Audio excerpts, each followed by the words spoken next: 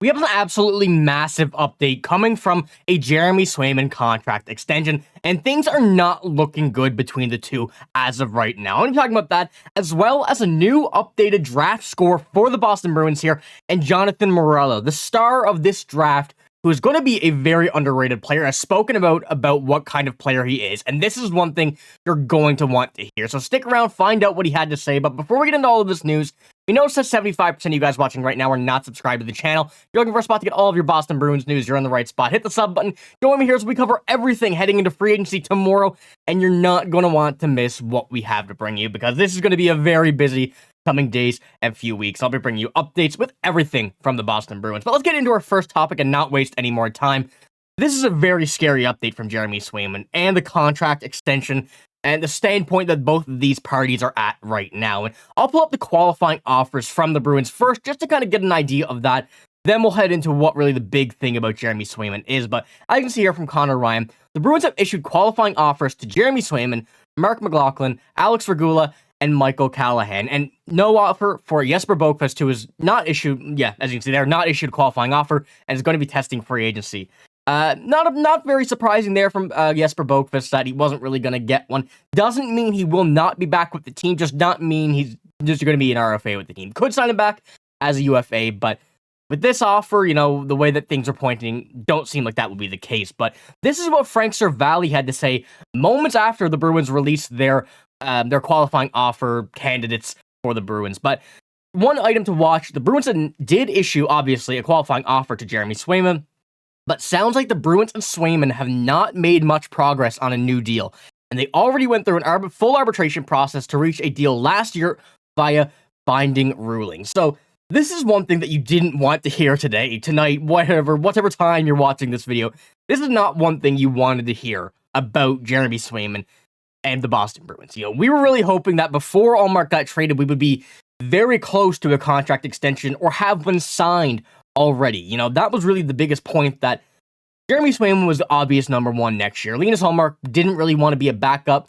Reason being, he's still a very, very good goalie. It's still a star goalie, and he deserves that number one spot. But the Bruins were in too good of a situation to let Jeremy Swayman go 50-50 with Ullmark. It would have worked, but the contract situation and the price they would have been paying for two goalies wasn't ideal. But we know that Jeremy Swayman is going to be the number one, presumptively, assuming that nothing goes awry with these two parties. But I don't like the fact that they're not close on a contract. I was kind of in the mindset, and I vocalized it here on the channel, that I wanted to see Ullmark traded after a contract extension, not even before, not even about to sign. I wanted that ink on paper that Jeremy Swayman was going to be a Bruin for 7, 8, 6, however many years that he signed for, at the price he deserves, 6 to 8 million. That's really what my mindset was, maybe more around 7, but I wanted that Jeremy Swayman locked up in a Bruins uniform. That's really what I wanted to see before we had any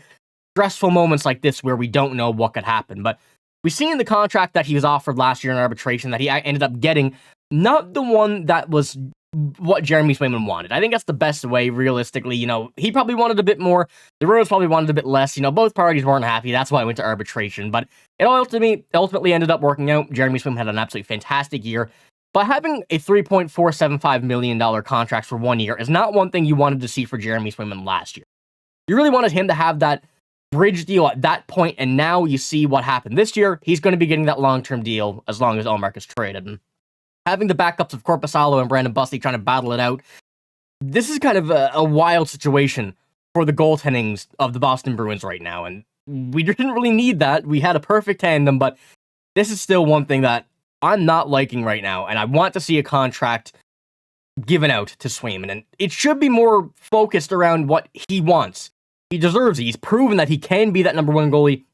He is that number one goalie, as we see in the playoffs. He deserves more than what he was asking, which in my mind was probably $6 million before this season. But the Bruins really need to get this done now. You can't afford to make this go to arbitration once again. We know that arbitration can kill some relationships between teams and players, and hopefully this is not going to be the case with Jeremy Swayman if this does end up going to arbitration. I think the Bruins won't let it, but still, the fact that they're not close right now, as Frank Servalli said here in this one, this is a bit concerning. And let me know what you think, because obviously is not the scenario that us Bruins fans want to be in. We want to see as I said, pen on paper. That's really the biggest part of this. We need a goalie locked up long term, real soon, as soon as we can. But, obviously, the stats that Jeremy Swayman has shown this season, he deserves the contract he's going to get. And I don't think the Bruins should be too frugal, I guess we could say, with what they're trying to offer him. $23 million in cap space, I believe, could be a bit more now, but that's an okay amount of money to use in free agency and to sign Jeremy Swayman to that contract that he wants / deserves. So, like I said, let me know what you think about this whole situation. A bit concerning, but we gotta hope that this gets resolved soon. So let's head over to our second one, this draft pick. The guy I spoke about yesterday, Jonathan Morello, has huge potential. And I said I'd do a bit of research on the rest of the draft class, but this guy, I could not get over his talent. And especially what he had said in a Boston Bruins media interview on Twitter, what he said, was kind of just answering questions. I put it on Twitter. This really makes me excited to see what is going to happen with this kid. And I'm going to pull up the quote that he had, and this is from him on that Bruins Twitter page. I'm a two-way center mixed with a bit of a power forward aspect. I use my speed a lot in my game, and my skating is probably the biggest attribute. And this kid, I am telling you right now, is one thing that you absolutely want to see. And I will put a pretty lengthy video by Spokes on Twitter. I'm sure many of you guys know who he is. In the comment or the description, sorry, if you want to watch that one, because I would put it in the video, bit too long, but you're going to want to look at this, so make sure to go and check that out after this video is over. But this quote here that you just saw, the two-way forward mixed with a bit of a power forward, is exactly what the Bruins are looking for. And although this kid was a 4th-round pick, this is exactly what you want to see for an NHL-ready player, in my mind. Obviously, still only junior, right? He still hasn't gotten that college opportunity yet, which he will be going into next season at Clarkson University, I believe. But this is going to be a very good opportunity for him to try and get up another level in his game, which is already so good and which is already an incredible, at an incredible point in his career. And the way that he spoke about himself, the way he shows his confidence in the play that he makes and in his skating and his puck handling and everything really shows me that this kid is already higher than many other players drafted in this draft for an NHL level. And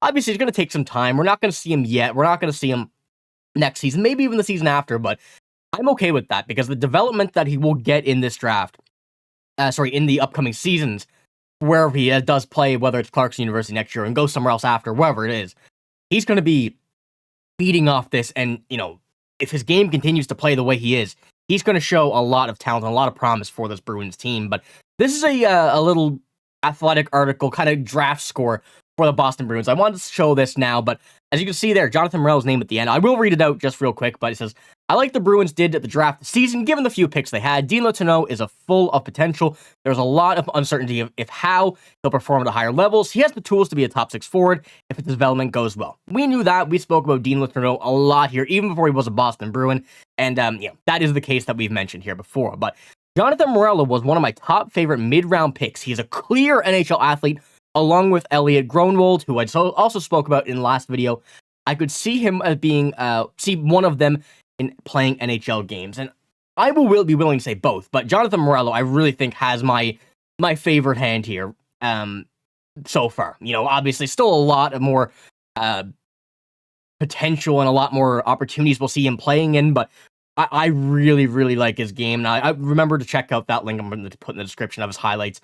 It is junior A, like I said, but still, I think that potential, the way he plays, his play style, the two-way forward, power forward, is going to carry over to his game and carry over very, very well. So the two-way forward, and a fantastic opportunity for the Boston Bruins. We love the two-way forwards here, so this is really making me happy to see that he describes himself as that kind of player. But let me know what you think about, obviously, the Jeremy Swayman, bit of a nervous update, I guess we could say, as well as Jonathan Morello. And like I said, check that video out, the highlights and stuff. I do recommend if you want to see a very talented future NHL player. But that's all I got here in this video. Did enjoy him? Give it a like, hit the sub button.